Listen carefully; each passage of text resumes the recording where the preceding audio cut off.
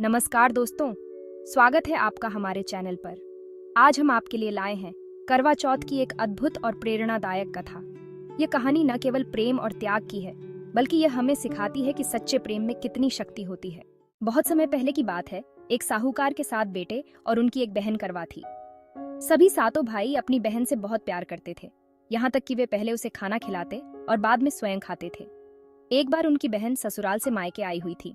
शाम को भाई जब अपना व्यापार व्यवसाय बंद कर घर आए तो देखा उनकी बहन बहुत व्याकुल थी। सभी भाई खाना खाने बैठे और अपनी बहन से भी खाने का आग्रह करने लगे, लेकिन बहन ने बताया कि उसका आज करवा चौथ का निर्जल व्रत है और वह खाना सिर्फ चंद्रमा को देखकर उसे अर्घ्य देकर ही खा सकती है। चूंकि चंद्रमा अभी तक नहीं निकला है, इसलिए वह भूख प्यास से व्याकुल हो उठी है। सबसे छोटे भाई को अपनी बहन की हालत देखी नहीं जाती और वह दूर पीपल के पेड़ पर एक दीपक जलाकर चलने की ओट में रख देता है। दूर से देखने पर वह ऐसा प्रतीत होता है कि जैसे चतुर्थी का चांद उदित हो रहा हो। इसके बाद भाई अपनी बहन को बताता है कि चांद निकल आया है, तुम उसे अर्घ्य देने के बाद भोजन कर सकती हो। बहन खुशी के मारे सीढ़ियों पर चढ़कर चांद को देखती है, उसे अर्घ्य देकर खाना खाने बैठ जाती है। वह पहला टुकड़ा मुंह में डालती है तो उसे छींक आ जाती है, दूसरा टुकड़ा डालती है तो उसमें बाल निकल आता है, और जैसे ही तीसरा टुकड़ा मुंह में डालने की कोशिश करती है तो उसके पति की मृत्यु का समाचार उसे मिलता है। वह बौखला जाती है। उसकी भाभी उसे सच्चाई से अवगत कराती है कि उसके साथ ऐसा क्यों हुआ। करवा चौथ का व्रत गलत तरीके से टूटने के कारण देवता उससे नाराज हो गए हैं और उन्होंने ऐसा किया है। सच्चाई जानने के बाद करवा निश्चय करती है कि वह अपने पति का अंतिम संस्कार नहीं होने देगी और अपने सतीत्व से उन्हें पुनर्जीवन दिलाकर रहेगी।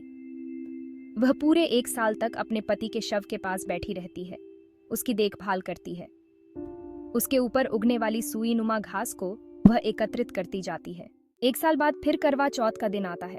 उसकी सभी भाभियां करवा चौथ का व्रत रखती हैं। जब भाभियां उससे आशीर्वाद लेने आती हैं तो वह प्रत्येक भाभी से यम सुई ले लो, पिया सुई दे दो, मुझे भी अपनी जैसी सुहागिन बना दो, ऐसा आग्रह करती है।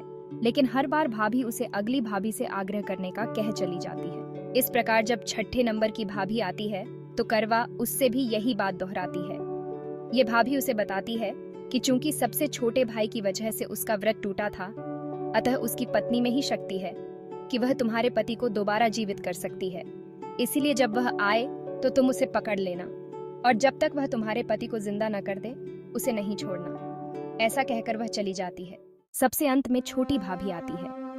करवा उनसे भी सुहागिन बनने का आग्रह करती है, लेकिन वह टाल मटोली करने लगती है। इसे देख करवा उन्हें जोर से पकड़ लेती है और अपने सुहाग को जिंदा करने के लिए कहती है।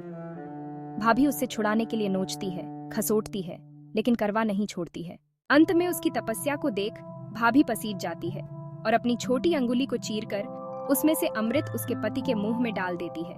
करवा का पति तुरंत श्री गणेश कहता हुआ उठ बैठता है। इस प्रकार प्रभु कृपा से उसकी छोटी भाभी के माध्यम से करवा को अपना सुहाग वापस मिल जाता है। हे श्री गणेश, मां गौरी, जिस प्रकार करवा को चिर सुहागन का वरदान आपसे मिला है, वैसा ही सब सुहागिनों को मिले। यह कहानी हमें सिखाती है कि सच्चे प्रेम और समर्पण में कितनी ताकत होती है। हमें करवा चौथ का व्रत इसी प्रेम और त्याग के साथ मनाना चाहिए। अगर आपको यह कथा पसंद आई हो तो हमारे चैनल को सब्सक्राइब करें, लाइक करें और अपने विचार कमेंट में साझा करें।